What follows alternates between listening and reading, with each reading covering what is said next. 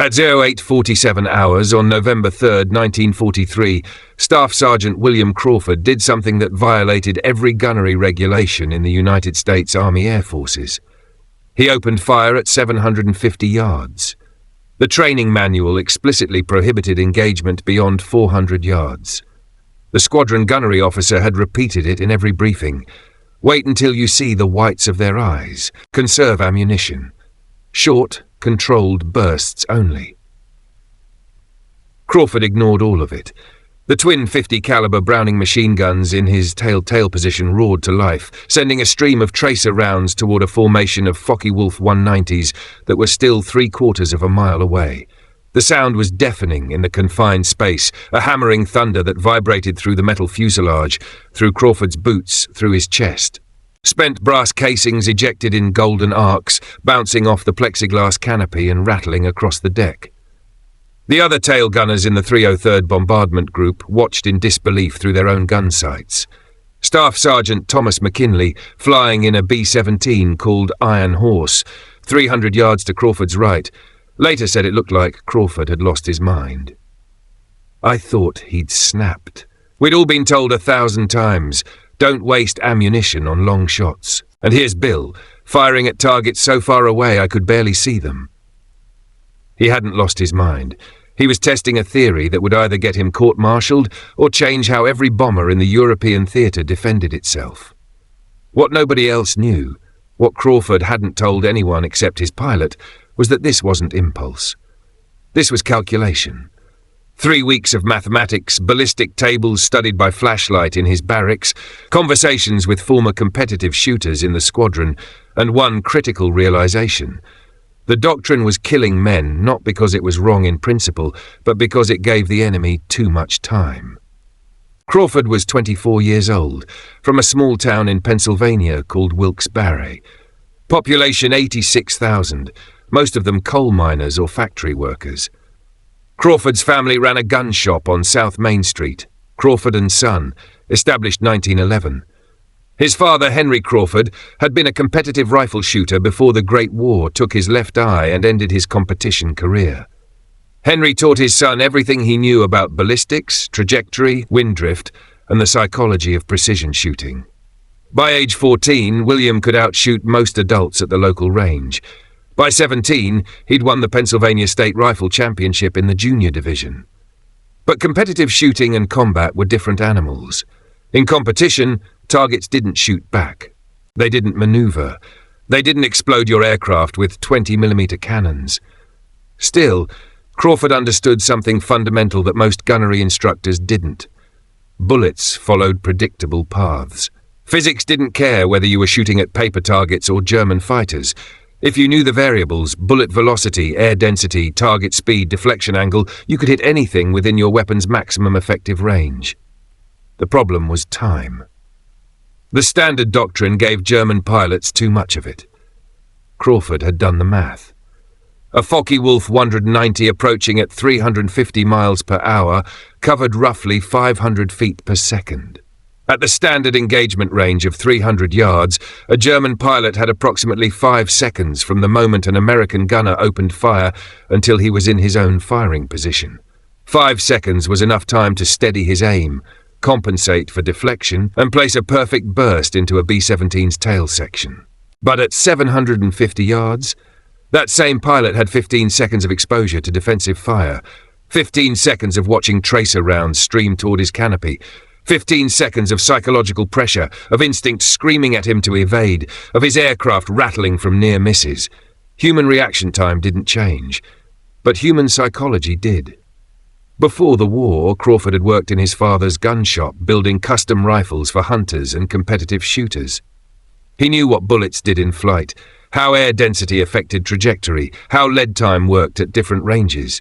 He'd built a 30-06 Springfield rifle that could hit a 6-inch target at 800 yards in a crosswind. The fundamentals were the same, just the scale was different. The B-17 Flying Fortress he occupied that morning was named Devil's Advocate, tail number 4230343, piloted by First Lieutenant Robert Sinclair.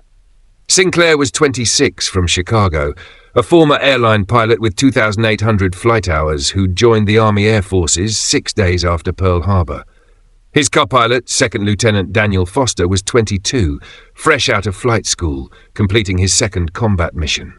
The crew had been together for 4 months, long enough to develop the kind of trust that kept men alive, short enough that they hadn't yet lost anyone to German fighters or flak. The bombardier, First Lieutenant Vincent Russo, was a mathematics teacher from New York who could calculate bombing solutions faster than most men could read them. The navigator, Second Lieutenant Paul Henderson, had sailed merchant ships before the war and could find his way across the Atlantic using only a sextant and dead reckoning. The waist gunners, Staff Sergeants Frank Coleman and Raymond Price, had grown up in the same neighborhood in Detroit, joined the Army on the same day, and had been inseparable ever since. The radio operator, Technical Sergeant Arthur Klein, spoke 4 languages and spent his off-duty hours writing letters for other crew members who struggled with English. The ball turret gunner, Staff Sergeant George Mitchell, was the smallest man on the crew at 5'4" and 128 pounds. One of the few men who could physically fit into the cramped spherical turret beneath the fuselage. The top turret gunner, Staff Sergeant Harold Lewis, was the opposite. 6'2", former college football player, strong enough to manually traverse his turret when the hydraulics failed.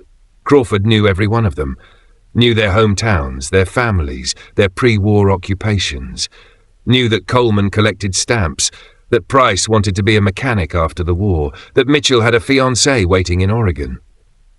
Keeping them alive was why Crawford was willing to risk a court-martial. The aircraft was part of the 303rd Bombardment Group's mission to strike ball-bearing factories in Schweinfurt, Germany. The mission designation was 303 BG 112. The takeoff had been scheduled for 0645, but fog over England delayed departure by 90 minutes. Intelligence predicted heavy fighter opposition. The Luftwaffe had reinforced their fighter groups in southern Germany specifically to defend Schweinfurt. The ball-bearing plants there produced components essential to every German tank, aircraft and vehicle. Destroying them would cripple German manufacturing capacity. The strategic importance made Schweinfurt one of the most heavily defended targets in Europe. The mission briefing at 400 hours had been grim. The briefing officer, Major Robert Harrison, pulled back the curtain covering the wall map to reveal a red ribbon stretching from their base at Molesworth, England, across the English Channel, over Belgium, through western Germany and deep into southern Bavaria, 400 miles each way, 800 miles total. A collective groan rose from the assembled air crews. Deep penetration missions were the worst, hours of exposure to fighters and flak, with minimal fighter escort for most of the route. Major Harrison raised his hand for silence. Gentlemen, I won't sugarcoat this. Schweinfurt is defended by an estimated 250 to 300 fighters from multiple Luftwaffe groups.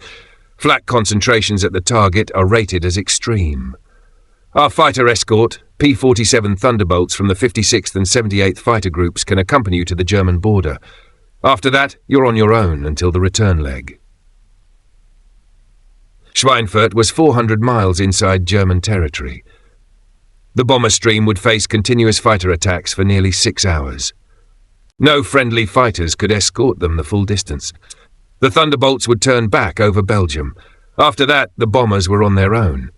The expected loss rate, Harrison said, was 12 to 15%. Out of 183 bombers, that meant 20 to 27 aircraft wouldn't return. Between 220 and 270 men dead, captured, or missing. Someone in the back of the briefing room asked if the mission could be delayed until longer-range escort fighters were available. Harrison's response was blunt. The P-51 Mustangs won't arrive in theatre until January at the earliest. Schweinfurt's production capacity increases every week we wait. The mission proceeds as briefed. Crawford had flown 11 combat missions. 11 times he'd climbed into that cramped tail position, strapped himself into the tiny seat, checked his guns, and waited for German fighters to appear. 11 times he'd watched other gunners die. The first was Staff Sergeant Richard Bennett. September 6th, 1943. Bennett was 23, from Oklahoma, engaged to be married. His B-17 Oklahoma Rose had taken off ahead of Devil's Advocate on a mission to Stuttgart. German fighters, a staffel of Messerschmitt Bf-109s, had attacked from the 6 o'clock low position at 09:23 hours. Crawford had watched through his gun sight as Bennett followed the manual perfectly, waited until 280 yards, fired controlled 3-round bursts. Professional, disciplined, exactly as trained. The lead Bf-109 pilot had ignored the defensive fire, held his approach steady, and put a 20mm cannon burst directly into Oklahoma Rose's tail section at 220 yards. The shells detonated inside the tail compartment. Bennett's position simply ceased to exist. One moment there was a man sitting at twin .50 calibers. The next moment there was shredded metal and smoke. Oklahoma Rose fell out of formation and went down spinning. Only 3 crew members got out. Bennett wasn't one of them. Crawford had been close enough to see it happen. Close enough to hear Bennett's final transmission over the intercom. Bandits, 6 o'clock low, engaging. Then static. The second gunner was Staff Sergeant James Kowalski, October 3rd. Third was Staff Sergeant David Chen, October 10th. Fourth was Staff Sergeant Thomas Parker, October 14th. Fifth was Staff Sergeant William Morrison, October 21st. All of them good men. All of them following doctrine, all of them dead. Crawford had studied each incident, requested the gun camera footage when it was available, read the after-action reports, talked to surviving crew members. The pattern was consistent. German pilots were completing their attack setups before American gunners could deliver effective defensive fire. The 300-yard engagement range gave the enemy too much time to aim, to compensate for deflection, to place their shots precisely. Crawford started keeping a notebook. In it he recorded every fighter engagement he witnessed: range, closure rate, deflection angle, hits scored, results. After 2 months he had data on 47 separate attacks. The statistics were damning. German fighters engaging from beyond 500 yards and breaking off early had a kill rate of approximately 8%. German fighters pressing their attacks inside 300 yards had a kill rate of 43%. The doctrine was optimized for ammunition conservation, not survival. He'd seen what happened when German fighters got close enough to make standard doctrine effective. The standard doctrine, wait until 300 yards, fire short bursts, meant German pilots could set up perfect deflection shots. They'd approach from the 6 o'clock position, line up their 20mm cannons, and fire when American gunners were just starting to engage. The result? Dead gunners, shot-up bombers, aircraft falling out of formation in flames. Crawford had watched it happen 5 times, 5 different tail gunners in 5 different B-70s, all following the manual, all dead. The problem wasn't pilot skill, it wasn't equipment failure, it was the doctrine itself. By the time a tail gunner opened fire at 300 yards, the German pilot had already completed his attack setup. He had his gun sight centered, his finger was on the trigger. The American gunner's fire was reactive, defensive, usually too late. Crawford wanted to change that equation, but changing doctrine meant challenging the system, and the system didn't like being challenged. 3 days earlier, on October 31st, Crawford had approached the squadron gunnery officer, Captain Edward Morrison, with a proposal. Morrison was 34, a career officer, West Point class of 1931, by the book in every conceivable way. He'd been an infantry officer before transferring to the Army Air Forces in 1940, and he ran the gunnery section with military precision. Crawford found him in the armory at 14:30 hours, inspecting ammunition belts for the next day's mission. "Captain," Crawford said, coming to attention, "I'd like to request permission to modify my engagement procedures." Morrison didn't look up from the ammunition belt he was examining. "Define modify." "Extended range engagement, sir. Opening fire at 700 to 800 yards against approaching fighters." Now Morrison looked up. His expression didn't change, it never did, but something shifted in his eyes. The manual specifies maximum effective engagement range of 400 yards for aerial targets. Beyond that range, accuracy degrades exponentially. "Respectfully, sir, I'm not trying to achieve kills at 800 yards. I'm trying to disrupt attack formations before they reach firing position." Morrison set down the ammunition belt. "Sergeant Crawford, the doctrine exists for sound reasons. Ammunition is a finite resource. Each aircraft carries approximately 6,000 rounds of .50 caliber, enough for about 15 minutes of sustained fire. If you're expending ammunition at extended ranges with low probability of hits, you'll be defenseless when fighters close to effective range. Sir, I've done the mathematics. A Focke-Wulf 190 approaching at 350 miles per hour. I'm familiar with German fighter performance, Sergeant. Yes, sir. My point is that at standard engagement range, we're giving enemy pilots 5 to 6 seconds to establish their firing solution. At extended range, that exposure time triples. The psychological effect alone. Morrison raised his hand. Psychological effect is not a tactical consideration in the Army Air Forces, Sergeant. Measurable results are. Can you demonstrate that your proposed modification would produce measurably better defensive outcomes? Crawford had prepared for this question. He pulled a folded paper from his jacket pocket, 3 pages of handwritten calculations, range tables, and statistical analysis. Morrison took the pages and read them slowly. His expression remained neutral, but Crawford saw his jaw tighten slightly when he reached the 3rd page, the casualty correlation data. After 2 minutes, Morrison refolded the pages and handed them back. Sergeant, I appreciate the initiative, and the mathematics are interesting. But policy isn't made by individual gunners in the field. It's made by command staff based on comprehensive analysis of combat data across multiple groups and theatres. If early engagement were tactically superior, the doctrine would reflect that. Sir, the doctrine was written in 1941 based on pre-war training exercises. It hasn't been updated to reflect actual combat conditions in the European theatre. Morrison's voice went cold. Are you suggesting that Army Air Forces Command is incompetent? No, sir. I'm suggesting the combat environment has evolved faster than the bureaucracy can respond. The wrong thing to say. Morrison's face hardened. Sergeant Crawford, you will engage targets according to established procedures. You will not deviate from doctrine without explicit authorization from this office.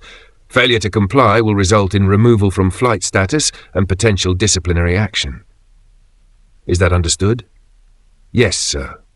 Dismissed. The conversation lasted 8 minutes total.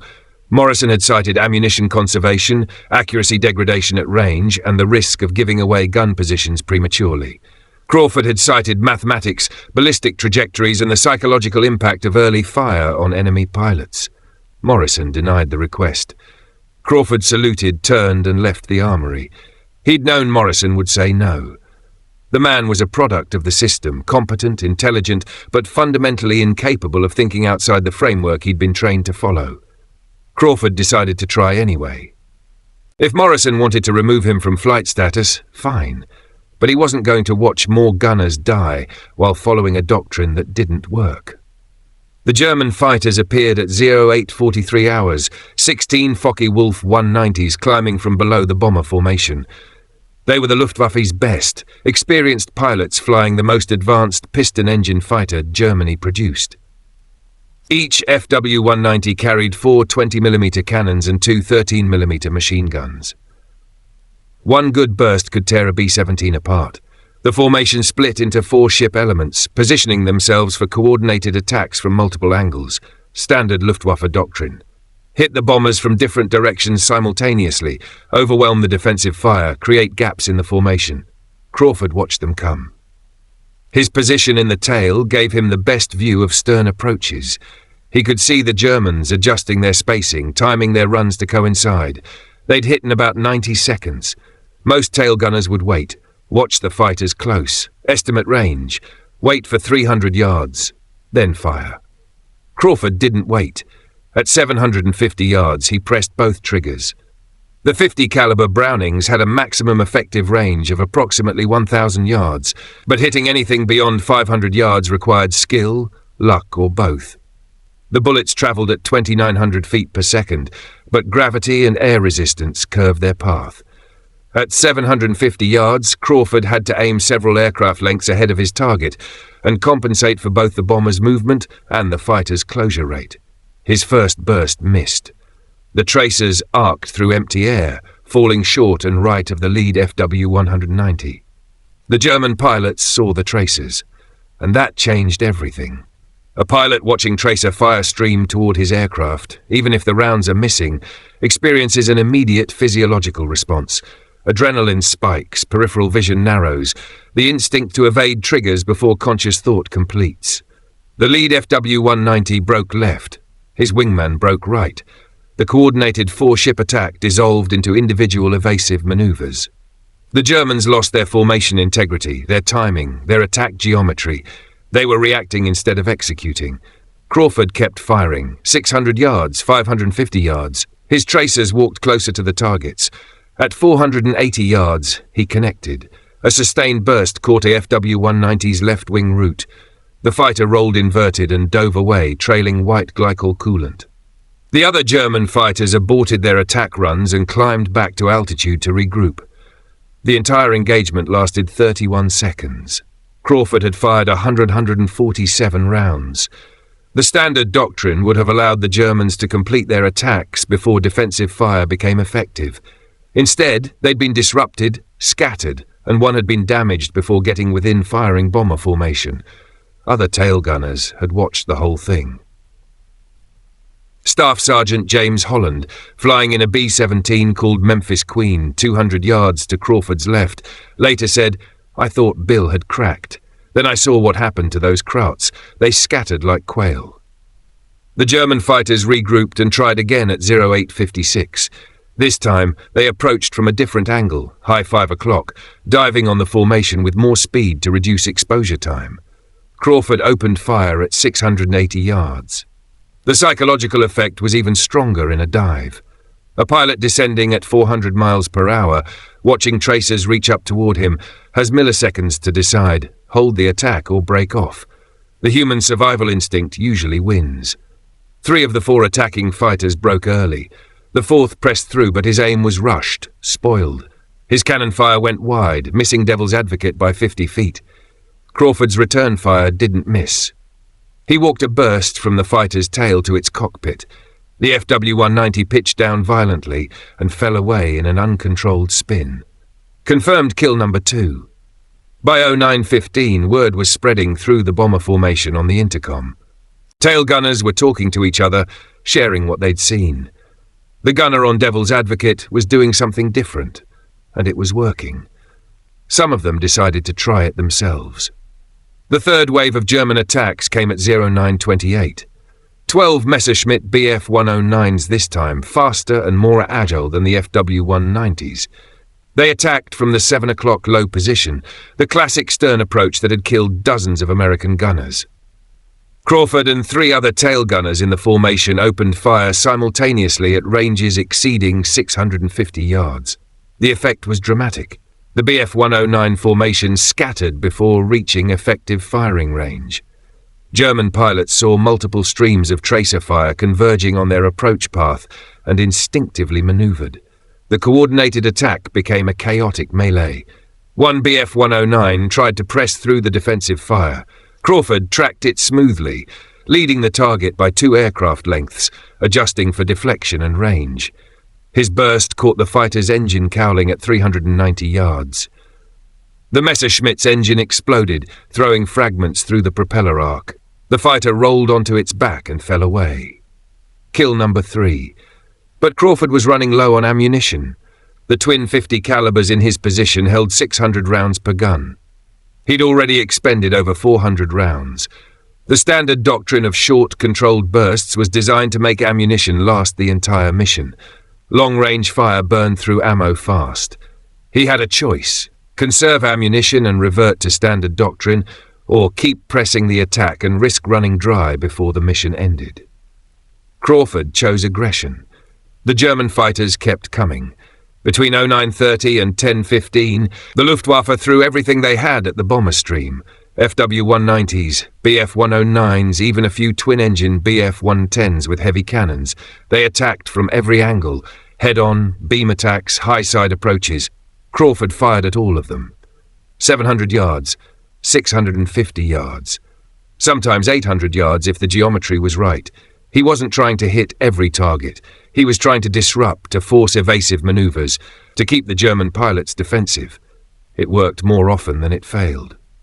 At Than 22, his left gun jammed. A spent shell casing had wedged in the ejection port. Crawford cleared it in 15 seconds, but those 15 seconds felt like an hour. A Bf-109 used the gap to close to 250 yards and fire a burst that punched 3 20mm holes through Devil's Advocate's tail section. One fragment hit Crawford's left shoulder. Not a direct hit. The metal had already passed through 2 layers of aluminum before reaching him, but enough to tear through his flight suit and lodge in the muscle beneath. The pain was immediate and sharp. His left arm went partially numb. Blood soaked through the heavy sheepskin liner of his jacket. Crawford kept firing with his right hand, working the right gun's trigger while his left arm hung useless. The Bf-109 that had hit him pulled up and climbed away. Crawford tracked it through the climb, led it by 3 aircraft lengths and fired. The burst caught the fighter's tail. The Messerschmitt's vertical stabilizer disintegrated. The aircraft tumbled out of control. Kill number 4. At Tesin 43, Crawford's ammunition counter read 73 rounds remaining. The bomber formation was still 40 minutes from the target. The return flight would take another 2 hours. He'd need ammunition for both legs. 73 rounds meant approximately 3 more engagements of 20 to 25 rounds each. After that, he'd be defenseless. The mathematics demanded a different approach. No more suppressive fire, no more long bursts. Every trigger pull had to count. A pair of FW-190s approached at 1051 from the 8 o'clock position. Crawford waited until 520 yards, closer than he'd been engaging all morning, then fired a precise 18-round burst. The lead fighter took hits in the wing root and broke off trailing smoke. The wingman aborted without firing. 55 rounds remaining. The target, Schweinfurt's ball-bearing plants, appeared on the horizon at 11 and 18. The bomber formation began its final approach. During the bomb run, the B-17s had to fly straight and level for 3 minutes while the bombardier lined up his sight. Those 3 minutes were the most dangerous of any mission. No evasive maneuvers, no defensive turns. Just straight flight while German fighters attacked. Crawford counted 8 fighters positioning themselves for the attack. He had 55 rounds. Not enough for all of them. He prioritized. The fighters setting up stern attacks were the greatest threat. The ones approaching from the beam had harder deflection shots. He'd focus on the stern approaches. At 1:11:21, during the bomb run, 3 Bf-109s dove on Devil's Advocate from directly astern. Crawford opened fire at 590 yards, later than his earlier engagements, but still earlier than standard doctrine. His first burst missed. The fighters were diving fast, accelerating, harder to track. Second burst connected. 1 Bf-109 took hits to the canopy. The pilot pulled up sharply and broke away. The other 2 pressed their attacks. Crawford's ammunition counter dropped. 40 rounds, 30 rounds, 20 rounds. One of the Bf-109s fired. 20mm shells ripped through Devil's Advocate's tail section. The impacts threw Crawford against the bulkhead. More fragments hit him. His right leg this time, and his face. Blood poured from a cut above his left eye, partially blinding him.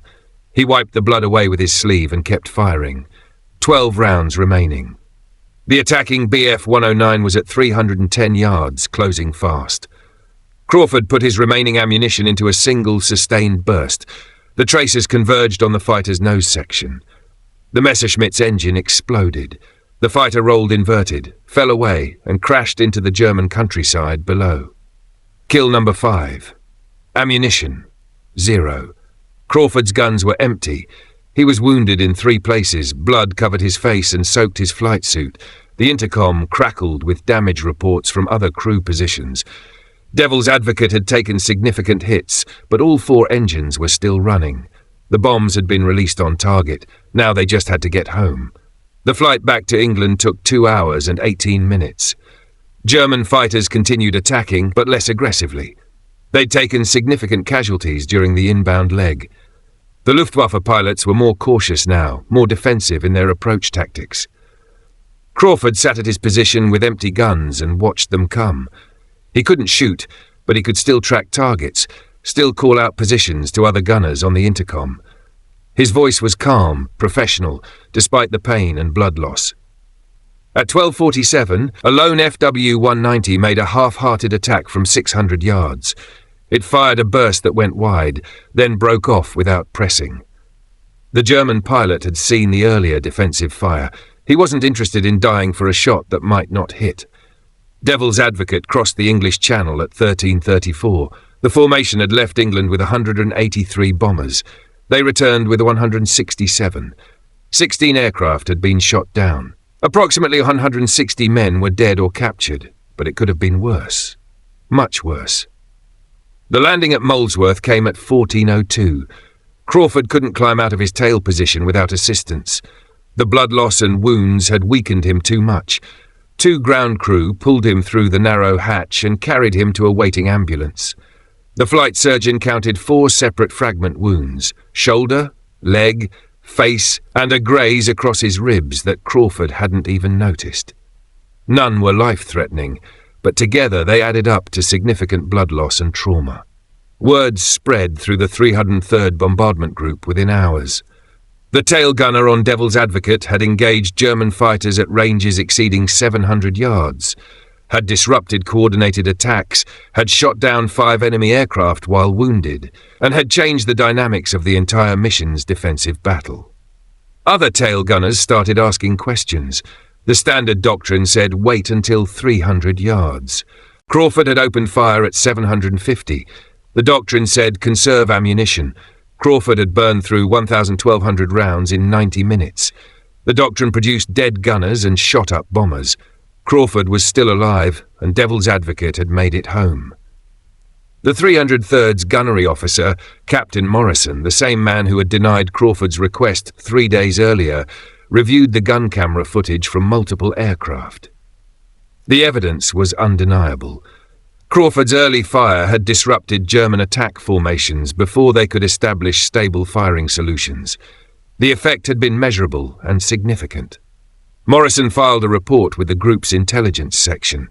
The report noted Crawford's unorthodox engagement techniques and recommended formal analysis of long-range defensive fire as a tactical option. 3 days after the Schweinfurt mission, 4 other tail gunners in the 303rd adopted variations of Crawford's approach. Staff Sergeant Thomas McKinley on Iron Horse was the first. He'd watched Crawford's long-range fire disrupt the German formations and decided to try it on the November 5th mission to Gelsenkirchen. McKinley opened fire at 680 yards against a pair of Bf 109s attacking from the 7 o'clock position. The Germans scattered. One broke left so hard he lost his attack angle entirely. The other pressed through, but his cannon fire went wide, missing Iron Horse by 30 yards. McKinley survived the mission without taking a hit. More importantly, the bomber he protected returned undamaged.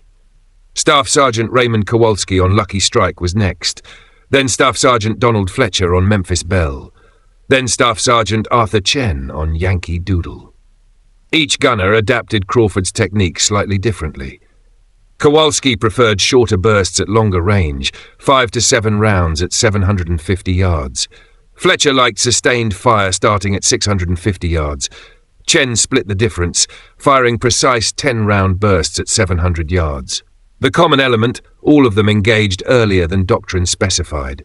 All of them survived missions that killed gunners following standard procedures. Their survival rates improved measurably. The bombers they protected returned with less battle damage. Other crew members noticed. Word spread through the squadron, then through the group, then to other bomb groups stationed at nearby bases. By late November, the correlation was too obvious to ignore. Gunners who engaged early were living longer. Bombers defended by aggressive gunners were taking fewer hits. The statistics that Crawford had compiled in his notebook were being replicated across the entire 8th Air Force. The group commander, Colonel James Wallace, convened a meeting of all gunnery officers on November 28th. 12 officers crowded into the briefing room at Molesworth, representatives from every squadron in the group, plus liaison officers from the 91st and 381st Bombardment Groups. The topic, revision of defensive fire doctrine. Colonel Wallace opened with a blunt statement. Gentlemen, we have a problem. Our current gunnery doctrine is producing unacceptable casualty rates among tail gunners. In the past 2 months, we've lost 23 tail gunners from this group alone.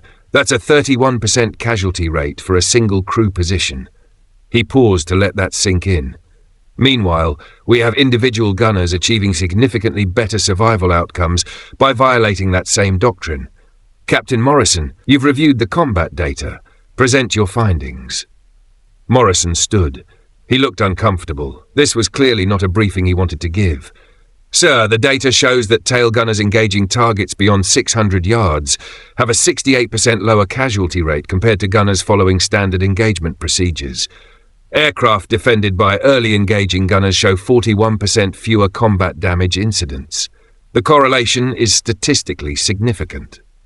An older major from the 381st raised his hand. Captain, correlation isn't causation. How do we know these results aren't due to other variables? Better pilots, weaker fighter opposition, luck? Morrison nodded. We controlled for those variables, sir. The analysis compared missions flown on the same dates against the same fighter units in the same formations. The only variable was engagement range. The results favor early engagement. Another officer spoke up. What about ammunition expenditure? If gunners are burning through ammo at extended ranges, they'll be defenseless during prolonged engagements. The data shows increased ammunition consumption, approximately 40% higher than standard doctrine. However, the return rate for aircraft with early engaging gunners is 23% higher. We're trading ammunition for lives and aircraft. The economics favor the trade. The meeting lasted 3 hours. Career officers argued that changing doctrine based on field modifications was dangerous precedent.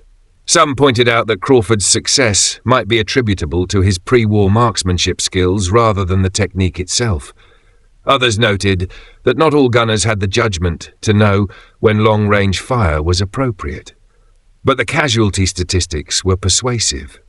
The 8th Air Force was losing bombers and crew at rates that threatened the entire strategic bombing campaign.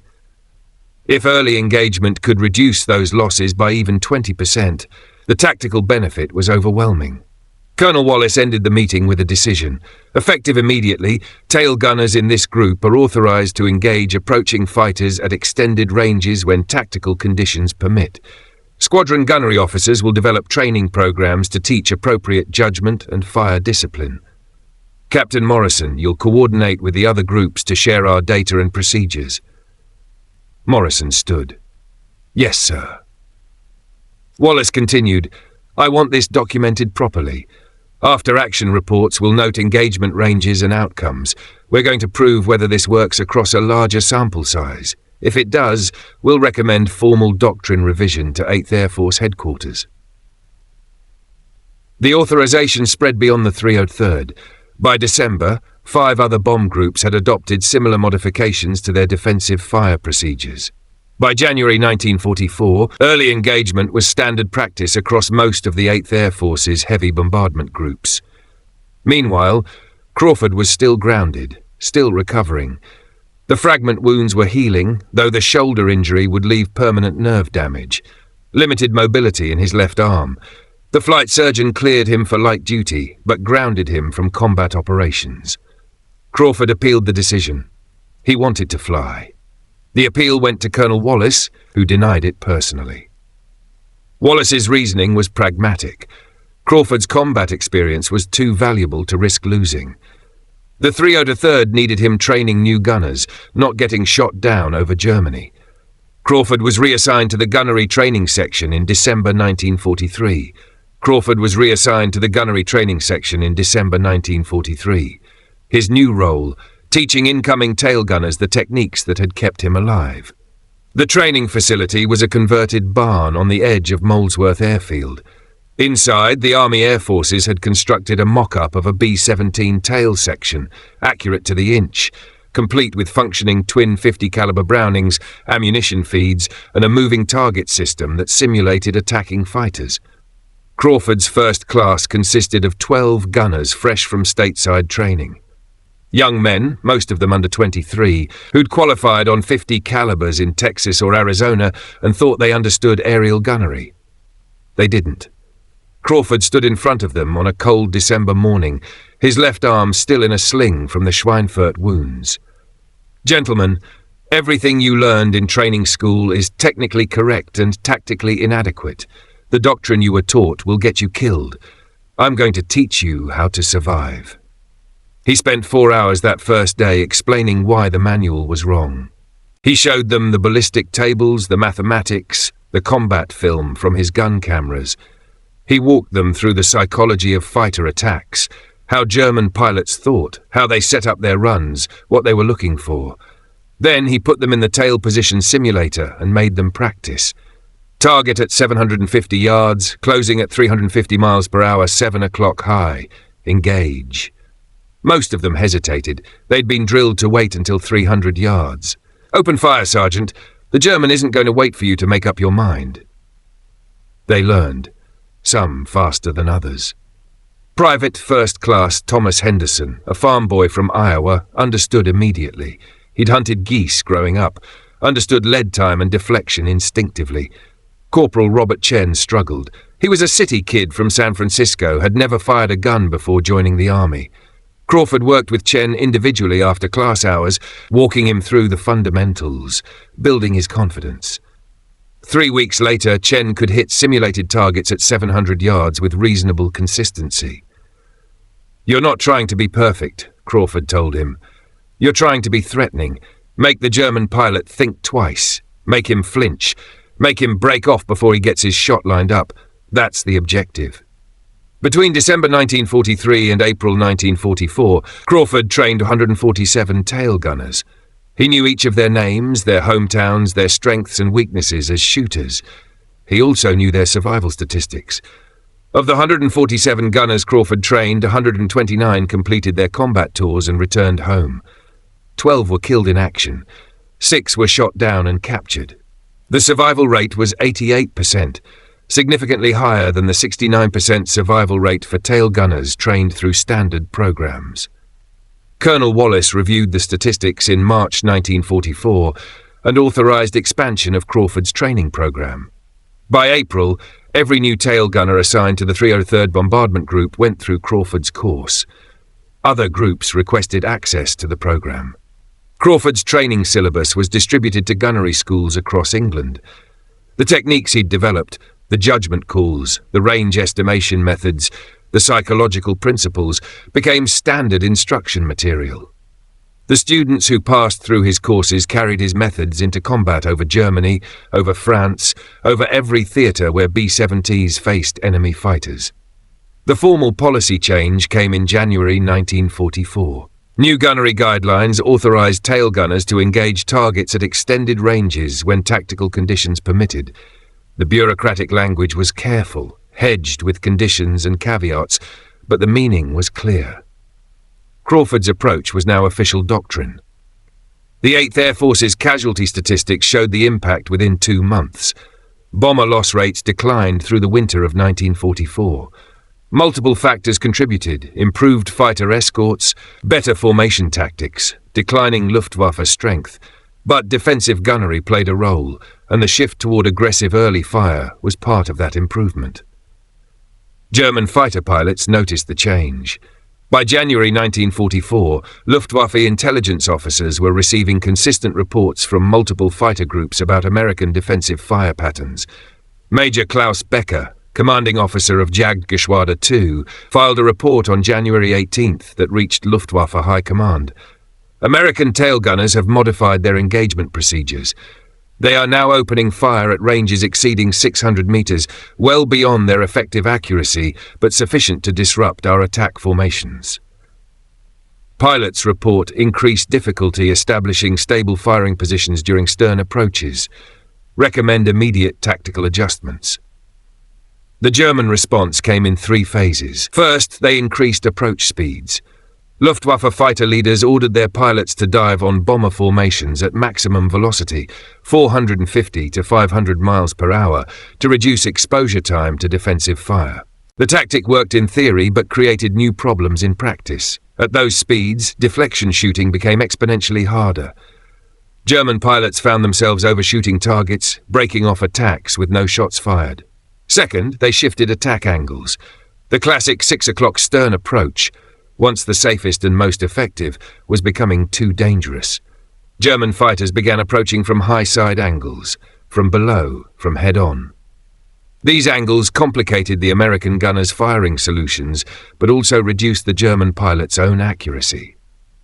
Third, they concentrated their attacks. Instead of spreading fighters across the entire bomber stream, Luftwaffe commanders began massing 50 to 70 fighters against single bomb groups, hoping to overwhelm defensive fire through sheer numbers. This tactic produced results on February 8th, when concentrated attacks against the 100th Bombardment Group destroyed 9 aircraft in 12 minutes. But it also created vulnerabilities. While 60 German fighters focused on one group, other groups flew through with minimal opposition. None of these adaptations solved the fundamental problem Crawford had created. The psychological effect of early defensive fire couldn't be trained out of pilots. Human instinct, the survival reflex that made a pilot brake when he saw tracers streaming toward his cockpit, couldn't be overcome through tactics or doctrine. Oberleutnant Hans-Joachim Hermann, a Bf 109 pilot with 11 American bomber kills, was shot down over Belgium on March 3rd and captured. His interrogation by American intelligence officers provided insight into how German pilots viewed the tactical shift. "The American gunners shoot too early now," Hermann said. "They waste ammunition on impossible shots, but it works. When you see tracers at 700 meters, your mind knows the odds of being hit are low, but your body doesn't care. You flinch, you maneuver, you lose your attack solution. By the time you recover, the angle is wrong, or another bomber's gunners are engaging you. The Americans have made the approach phase as dangerous as the shooting phase." The interrogation report was classified and distributed to 8th Air Force bomber groups as tactical intelligence. Crawford read it in April 1944. Hermann's assessment validated everything Crawford had theorized 18 months earlier. Crawford never flew another combat mission. The nerve damage in his shoulder prevented him from operating the twin .50 calibers effectively. He could teach, he could demonstrate, but he couldn't fight. The decorations came in February 1944. The Distinguished Service Cross for extraordinary heroism in action against enemy forces. The citation specifically mentioned his decision to continue fighting while wounded and his innovative defensive tactics that protected the bomber formation. The Distinguished Flying Cross followed. 2 air medals with oak leaf clusters. The Purple Heart for wounds received in combat. By the time his awards were pinned on, Crawford had trained 147 new tail gunners. All of them learned his methods. Most of them survived the war. What Crawford did after the war surprised everyone who knew him. He didn't return to Pennsylvania. He didn't go back to his father's gun shop. He didn't try to resume the quiet life he'd left behind in 1942. He joined the newly formed United States Air Force in 1947 and stayed in uniform for another 16 years. The decision puzzled many. Crawford had accumulated enough combat experience for several lifetimes. He'd been wounded 4 times, decorated 5 times, and had faced death more times than official records could capture. Most veterans with similar experiences wanted nothing more than civilian life. A normal job, a normal routine, a life without the constant proximity to violence. Crawford's wife, Margaret, he'd married her in 1946. A nurse he'd met during his hospital recovery asked him once why he stayed. They were sitting in base housing at Lackland Air Force Base in Texas, 1953, their 2 children asleep in the next room. "I could have gone back to Wilkes-Barre," Crawford said. "Could have taken over Dad's shop, built rifles, lived quiet. Part of me wanted that. But the Air Force gave me something I couldn't find anywhere else. Purpose. The skills I developed, the techniques I figured out, they saved lives. Not just mine. The crews who flew with me, the gunners I trained, every one of those men who made it home because they knew how to engage early, how to disrupt an attack before it developed. That matters." He paused, choosing his words carefully. Leaving would have felt like abandoning something important, like walking away from work that wasn't finished. Crawford's post-war career was quiet in the way that peacetime military service is quiet. He moved from base to base, Texas, California, Arizona, Germany, back to Texas. He taught gunnery when gunnery schools still existed, then taught tactics when jet fighters made traditional gun positions obsolete. He rarely spoke about his combat experiences. The medals stayed in a drawer at home. The Distinguished Service Cross, the Distinguished Flying Cross, the Air Medals, the Purple Heart, all carefully wrapped in tissue paper, brought out only when children asked to see them. His son Robert, born in 1948, asked him once how many German planes he'd shot down. Crawford was 41 then, an Air Force technical sergeant assigned to maintenance at Travis Air Force Base. Official records say 5 confirmed kills, Crawford said. What do unofficial records say? Crawford smiled slightly. Doesn't matter. War isn't about individual scores. It's about the mission. Getting your crew home, protecting the formation. The rest is just statistics. Robert persisted. But you changed how they fought. The whole Air Force changed because of what you did. The Air Force changed because the situation demanded it. I just happened to be the one who tried something different first. If it hadn't been me, it would have been someone else eventually. The doctrine was killing men. Someone had to challenge it. That was as close as Crawford ever came to acknowledging his role in reshaping American bomber defense tactics. He retired from the Air Force in 1963 at the rank of Senior Master Sergeant, E8, with 21 years of service. He and Margaret settled in Pennsylvania, not Wilkes-Barre, but a small town called Clarks Summit, 15 miles north. He took a job as a high school shop teacher, taught woodworking, metalworking, basic mechanics. His students knew he was a veteran. The greying crew cut and military bearing made that obvious, but most didn't know the details. One student, David Miller, asked him during class in 1967, "Mr. Crawford, were you in the war?" "I was." "Did you fly?" "Not as a pilot. I was a gunner." "Did you shoot down enemy planes?" Crawford set down the saw he'd been demonstrating and looked at the 17-year-old. Vietnam was escalating. The draft was pulling young men like David into service. The question wasn't casual curiosity. "I did what the mission required," Crawford said carefully. "That's what everyone does in war. You do what you have to do to protect the people beside you and complete the objective. The rest is just details." He changed the subject and never discussed it again. Crawford died on September 14, 1987, at a veterans hospital in Wilkes-Barre, Pennsylvania. He was 68. The cause was complications from pneumonia, though the doctors noted that decades-old scar tissue in his lungs, likely from breathing cordite fumes in an unventilated tail compartment, had weakened his respiratory system. Margaret was with him at the end. So were both their children and 4 grandchildren. His funeral was held at the First Presbyterian Church in Clarks Summit.